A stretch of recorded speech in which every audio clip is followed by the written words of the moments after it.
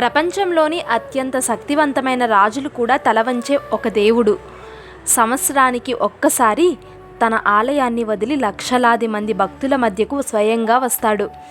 వేలాది మంది కదిలి రథాన్ని లాగినా కొన్ని క్షణాల్లో అది ఒక్క అంగుళం కూడా కదలదని చెబుతారు.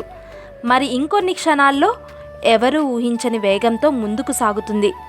ప్రతి ఏడాది కొత్త రథాలు, రహస్యంగా మారే విగ్రహాలు, ఆశ్చర్యపరిచే సంప్రదాయాలు.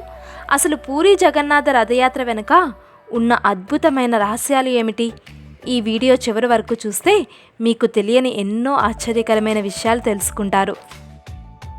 ఒడిశాలోని పూరీ జగన్నాథ ఆలయం హిందువులు అత్యంత పవిత్రమైన 4 ధాముల్లో ఒకటి. ఇక్కడ శ్రీకృష్ణుడు జగన్నాథుడుగా, ఆయన అన్నయ్య బలభద్రుడు, చెల్లెలు సుభద్రాదేవితో కలిసి కొలువై ఉంటారు. కానీ ఈ ఆలయంలో అతిపెద్ద విశేషం, ఇక్కడ దేవతల విగ్రహాలు రాతితో కాదు, పవిత్రమైన వేప చెక్కతో తయారవుతాయి. ప్రతి 12 నుంచి 19 సంవత్సరాలకు ఒకసారి జరిగే నవకళేబర మహోత్సవంలో కొత్త విగ్రహాలను తయారు చేస్తారు. అయితే అందరికీ తెలియని ఒక రహస్యం ఉంది. పాత విగ్రహాల నుంచి బ్రహ్మ పదార్థం అని పిలిచే అత్యంత పవిత్రమైన తత్వాన్ని అర్ధరాత్రి సమయంలో అత్యంత రహస్యంగా కొత్త విగ్రహాల్లో ప్రతిష్ఠిస్తారు.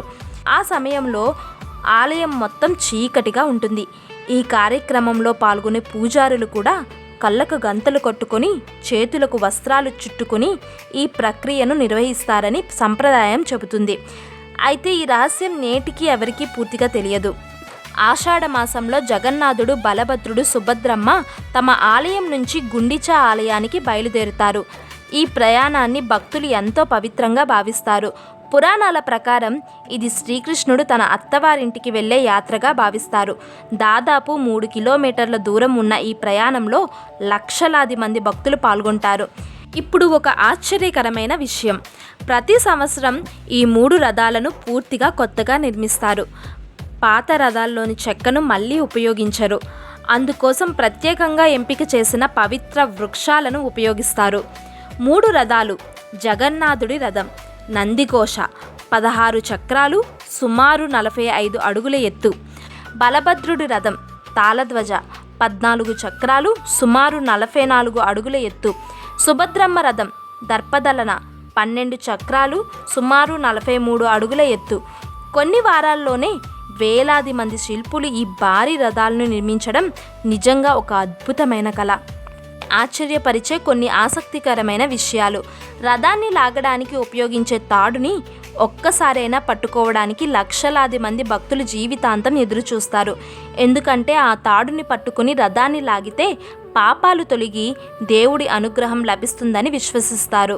రథయాత్ర ప్రారంభానికి ముందు ఒడిశా గజపతి మహారాజు స్వయంగా బంగారు చీపురుతో రథాన్ని శుభ్రం చేస్తారు. ఈ కార్యక్రమాన్ని చేరా పహారా అంటారు. ఈ సంప్రదాయం ఒక గొప్ప సందేశాన్ని ఇస్తుంది. దేవుని ముందు రాజైన సామాన్యుడైన అందరూ సమానమే.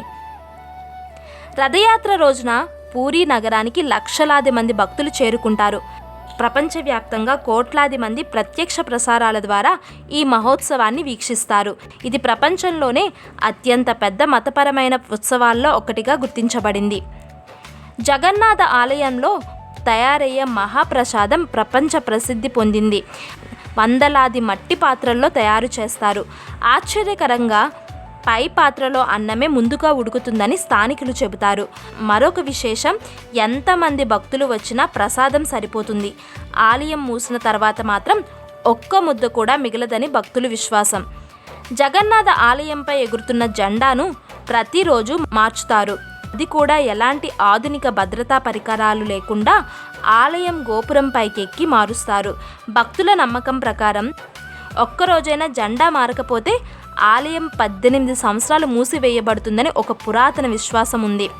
రథయాత్ర రోజున రథం ఎప్పుడు కదులుతుందో ఎవరూ ఖచ్చితంగా చెప్పలేరు. భక్తుల విశ్వాసం ప్రకారం జగన్నాథుడి సంకల్పం వచ్చినప్పుడే రథం కదులుతుంది.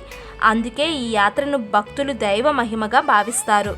పూరీ జగన్నాథ రథయాత్ర ఇది కేవలం ఒక పండుగ కాదు, ఇది భక్తి, ఇది భారత సంస్కృతికి ప్రతీక, కోట్లాది మంది విశ్వాసం.